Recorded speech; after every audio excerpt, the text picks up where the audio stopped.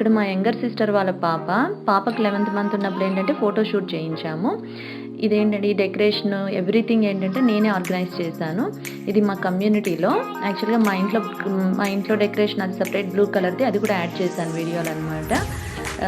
ఇవన్నీ ఏంటంటే నేను ఆన్లైన్ పర్చేస్ చేసి ఇవన్నీ డెకరేట్ చేశాను. ఇలా చేయడం వల్ల ఏంటంటే బాగుంటుంది, పిల్లలు కూడా ఎంజాయ్ చేస్తారనమాట. ఈవెన్ ఫొటోస్ కూడా చాలా బాగున్నాయి, కొన్ని యాడ్ చేశాను చూడండి. ఇది ఫోటోషూట్ అప్పుడు ఏంటంటే నా ఫోన్తో తీసుకున్న వీడియో అనమాట.